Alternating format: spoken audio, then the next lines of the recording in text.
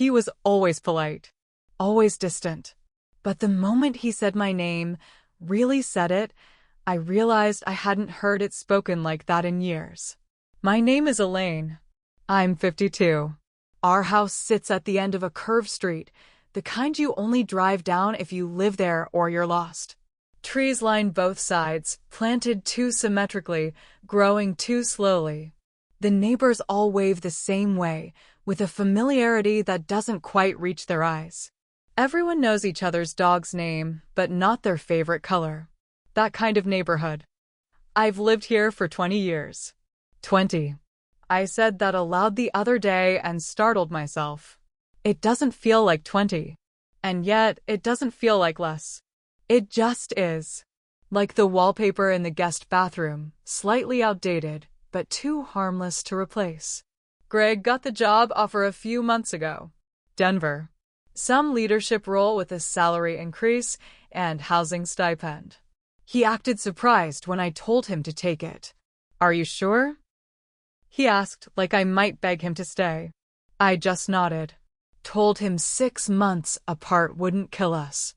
What I didn't say was, we'd already been apart for years. He still sleeps beside me.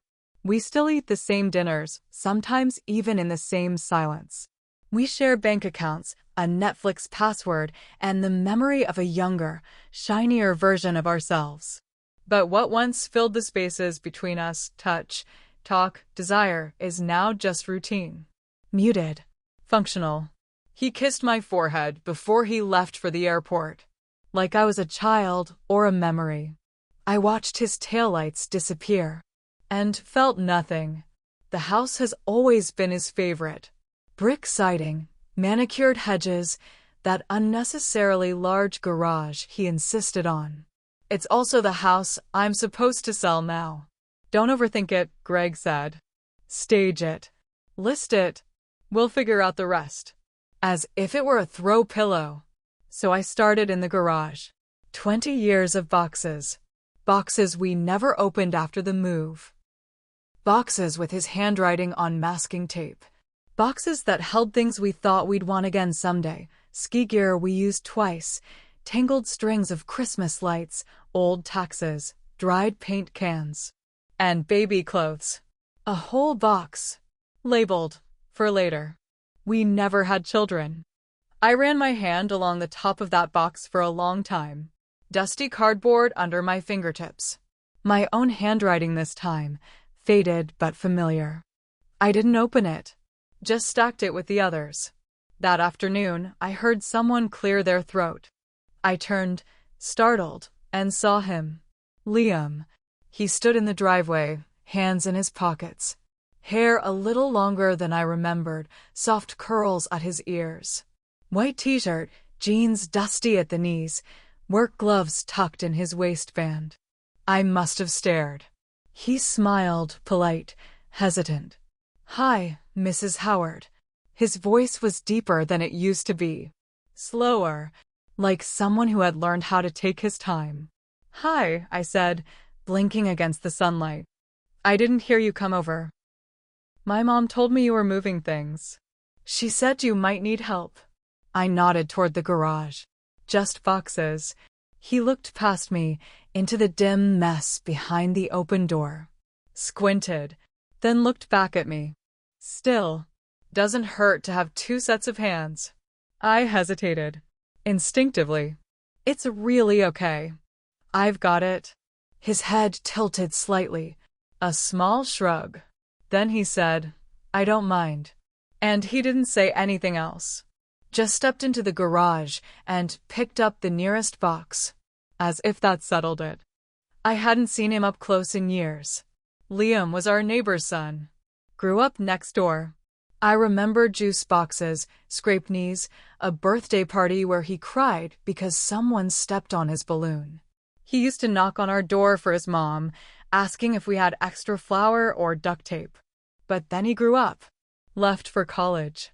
Some technical school, I think. Moved away. Came back recently when his mom had knee surgery. Said he was between things.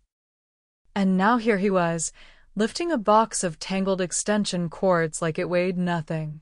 He moved carefully, deliberately, like he knew his own strength and didn't need to prove it. He didn't make small talk. He didn't ask questions. He just moved.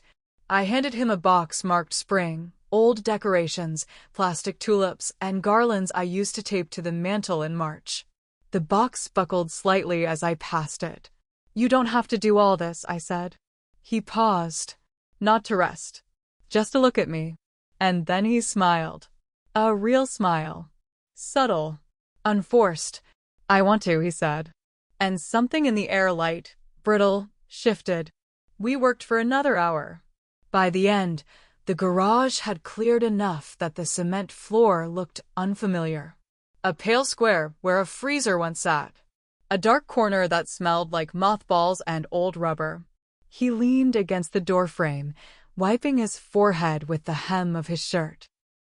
And I realized how long it had been since I'd shared space with someone who didn't fill it with noise. I made lemonade. 2 glasses. He followed me to the back porch without asking. We sat. The silence between us wasn't empty. It was calm. A bird called once. Far away. The wood beneath my feet was warm. "You look tired," he said. I looked at him. Raised an eyebrow. He didn't flinch. "I am," I said. "It's been a long year." He nodded. "Yeah, you can see it in the way people move." I looked away. Then he added, quietly, "You don't have to move like that around me." I blinked. Not because I didn't understand, but because I did. And that was the problem. We sat for a while after that. I ran my finger along the rim of the glass. He watched the horizon, the way the sky softened at the edges. Then he asked, "Can I call you Elaine?" The question felt like a note played off key. Not jarring. Just personal. He had always called me Mrs. Howard. Always. Even when he was too old for it. Even when I said, "You can just say Elaine, it's fine," years ago when I brought his mother soup during the flu. He never did. Until now. I nodded once. And he said it again. Soft. Like he was trying it on for the first time. "Elaine." And something deep inside me stood up, turned around, and listened. He didn't stay long after that. Didn't linger. Didn't ask anything else. Just stood. Lifted his glass. Drank the last sip. Then walked toward the side gate. I followed him, steps measured. At the gate, he paused. "If you need help tomorrow," he said, "I'll be home." I opened my mouth, closed it. Then, "Thank you." He smiled again. A real one this time. Small, knowing, and then he was gone. I stood there for a long time. The sun had dipped behind the trees. My shirt clung damply to my back. And I wasn't thinking about the boxes. I was thinking about the sound of my own name. Spoken like it meant something. Spoken like I was more than a neighbor, more than a wife, more than a woman who'd packed up every version of herself into carefully labeled boxes. Elaine. He said it like a sentence. And I wasn't sure how to finish it. But I wasn't ready to end it either. I didn't sleep well that night. Not from guilt. Not from fear. But because something inside me was suddenly awake. Like a motion sensor in a dark room. Still, silent, then suddenly blinking to life. I lay there in the dark, Greg's side of the bed still cold, the sheets barely rumpled. I tried not to think about the porch. About the glass of lemonade sweating between us. About his voice. Elaine. I tried not to let the memory of it repeat in my head, but it did. Over and over, not like an echo, but like a note I couldn't stop humming under my breath. He said it without question. Without flattery. Without hesitation. He just said it, and the part of me that had been submerged for years rose to the surface, breathless. I woke early. Again. I told myself it was just to get more done. That I wanted to clear the shelf above the washer, toss out the dead batteries and the brittle rubber bands and half-empty light bulb boxes. I told myself that, and then chose a different shirt. One that didn't cling, but hinted. Clean neckline. Soft cotton. I didn't wear lipstick, but I brushed my hair. Twice. At 8:15, I heard the side gate. This time I didn't pretend to be surprised. He appeared in the garage doorway, the light behind him, one hand raised in a lazy half-wave. "You're early," I said. "You're already working," he said back. I handed him a box without comment. And we began again. It was hot by mid-morning. Not unbearably, just enough to make the air feel heavy, like it might stick to your ribs if you inhaled too deep. Liam didn't talk much, but he noticed everything. When I dropped a small box of screws, he didn't laugh, just crouched to help. When I wiped my forehead with the back of my wrist, he passed me a folded paper towel from his pocket without looking at me. He moved like still water. Quiet, but steady. At one point, I reached for a box that was too high. My fingers grazed it, just barely, and it teetered. He caught it. Quick. Reflex. His hand landed against mine, briefly, as he steadied the box. Just skin. Just a second. But it pulled something low and deep in my chest. I met his eyes. His hand didn't move away right away. Neither did mine. He didn't say anything. Neither did I. And then it was over. The box was placed gently on the floor. The next one was lifted. Nothing spoken, but everything said. We took another break that afternoon. I poured lemonade again. He didn't wait for an invitation this time, just followed me through the back door and out to the porch like it was already his routine. We sat. Same places. Same silence. The cicadas had started to buzz.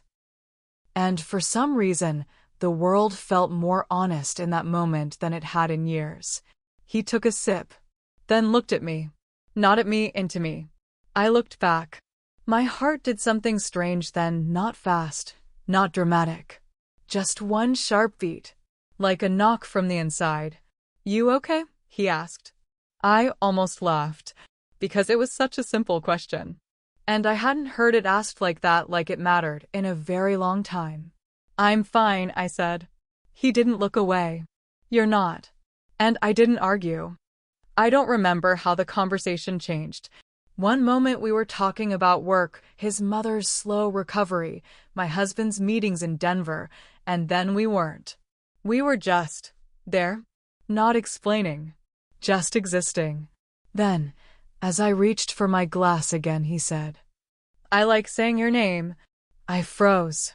Not visibly, I hope. Just inside.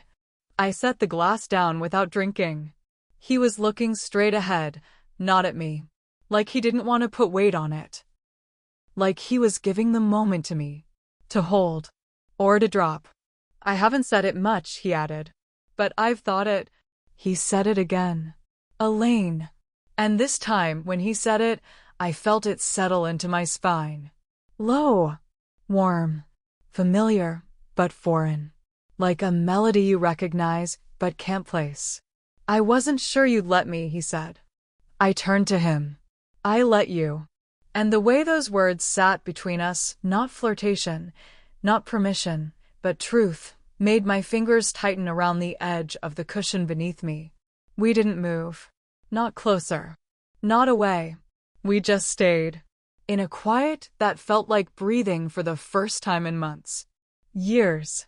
Maybe ever. Later, when he stood to go, I didn't walk him out. He paused at the top of the porch steps. "I can come back tomorrow." It wasn't a question. But I answered anyway. "I'll be here." He nodded, stepped down, then said it again. Just once, before the gate clicked shut. "Elaine." And I didn't say anything back. Because every part of me had already responded. Even the parts one didn't know were listening. The next morning, I didn't wait by the window. I told myself I had things to do. Laundry, phone calls, a pantry shelf to reorganize. But I still wore the navy shirt. The one with sleeves just short enough to show the bend of my arm when I reached for things. I didn't wear perfume. But I did open the window, just wide enough to let the breeze in, and maybe sound. Maybe him. But he didn't come. Not that day. Not the one after. The garage stayed quiet. I tried not to check my phone. There had been no texts, of course. We hadn't exchanged numbers. It hadn't felt necessary. But the silence, that space where his voice should have been pressed in. Not loud. Just steady. And I hated how aware I was of it. I busied myself. Called Greg. He answered on the third ring, distracted. His voice crackled like it always did in that temporary apartment he hated, but refused to admit was miserable. He talked about flights. About the woman in accounting who kept messing up his travel reimbursements. About missing our bed, though he hadn't asked how I'd been sleeping. I listened. I agreed at the right places. I said, I miss you too, like someone saying grace before a meal, habit, not belief. He didn't notice.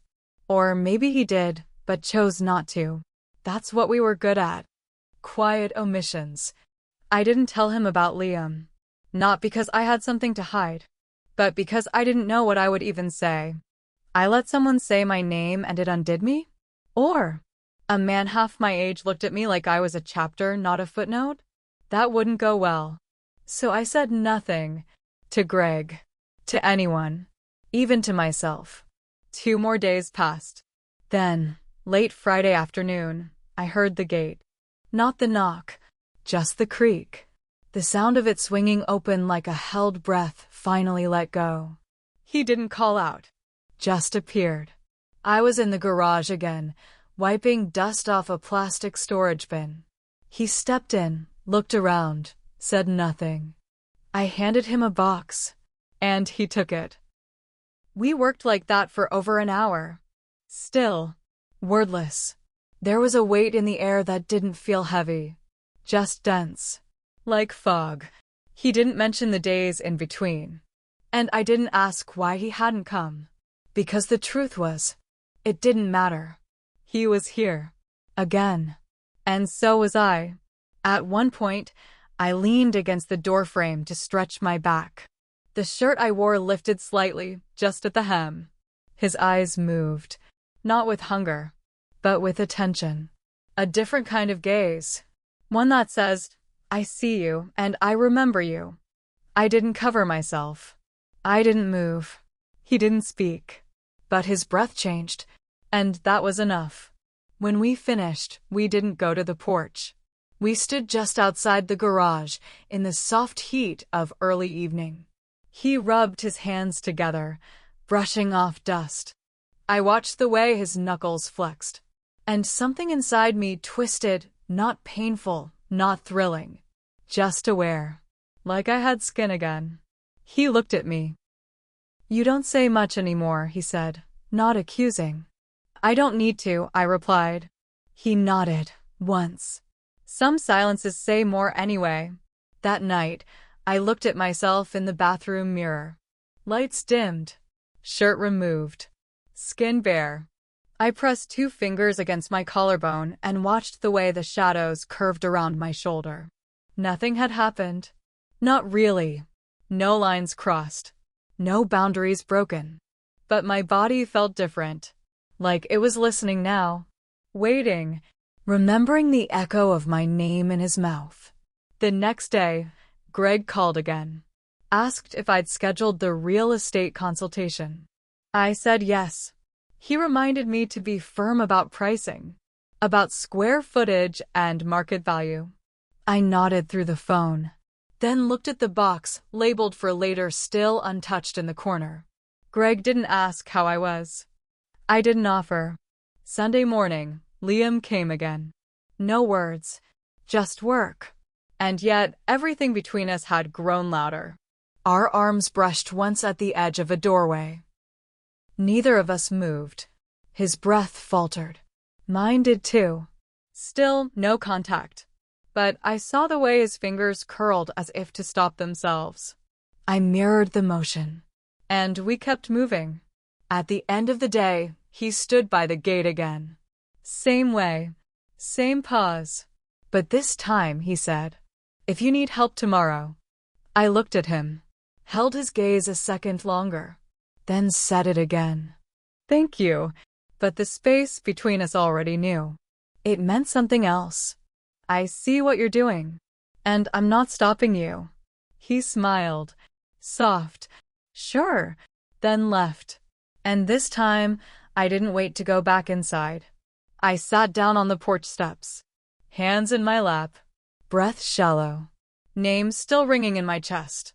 That night, I wrote my name on a notepad, Elaine, over and over, until it looked like someone else's, until it looked like mine again. The garage was almost empty. The shelves were bare, save for a few paint cans and a screwdriver that refused to be claimed. The air smelled like dust and old rubber, like every unused space does after too much time and not enough attention. I stood there for a long time, not because there was anything left to do, but because it felt like something had just happened, even if I couldn't name what. Or maybe, more truthfully, because I could. And I wasn't ready to say it aloud. Liam hadn't come that day. Monday. Warm. Quiet. The kind of day where wind feels like breath.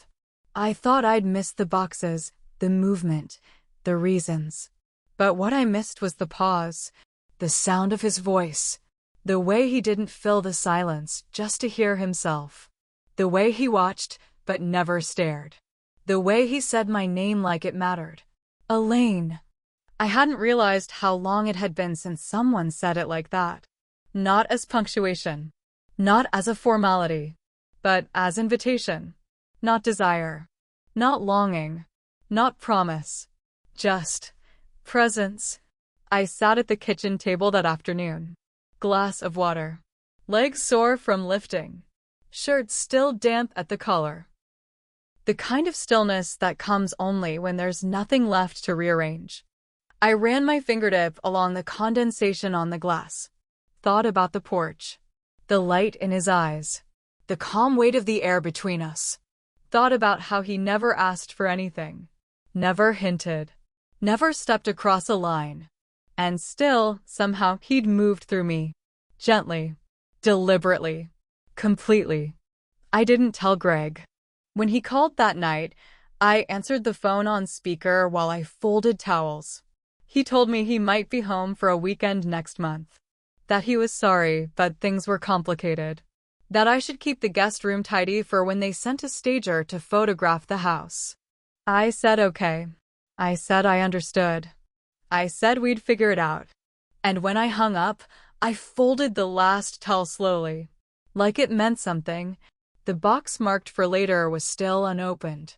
But I moved it, not into the garbage, not into the pile for donation, just into the hallway. I dusted it off. Wrote a new label. Mine. Not a declaration. Not a promise. Just a quiet decision. That not everything had to be packed away. That week, I saw Liam from the window. Just once. He was watering his mother's garden. His back turned. Shoulders slightly bent. Nothing dramatic. Nothing cinematic. Just a man doing something small with care. He didn't turn around. He didn't wave. And neither did I. But I stood there for a long time. He had not tried to claim me. He had not asked for more. And still, he had given something back I hadn't even realized I'd lost. Not my name, but the part of me that answered to it. The real estate agent came a few days later. She walked through the house with polished shoes and clipped sentences. She smiled and said things like natural light and neutral palette. She didn't ask why the garage smelled like old paper and lemons. She said, "It's a beautiful home." And I nodded, because it is. Even with the empty spaces. Even with the soft echoes. Especially now, because now I can hear myself in it again. That evening, I sat at the table with the lights dimmed. No glass. No noise. Just quiet. And I said it aloud. My name. Once. Softly. Just to see how it felt in my own mouth. It didn't sound broken. It didn't sound like something borrowed. It sounded like an open door. Not wide, but not shut. Just there. Waiting. Some nights, I still think of the porch. The lemonade. The silence. The way the sunlight moved across his face. I think of his voice. His patience. His stillness. And how he asked for nothing. And yet, how he gave me back my reflection. My pulse. Myself. Liam was never mine. He was never meant to be. But he looked at me once, without expectation. Said my name once, like it was worth saying. And that was enough. Because now, when I move through this house, I do not do it quietly. I do not do it halfway. And I do not do it without remembering who I am. Elaine. Just Elaine. And that's more than I've been in years.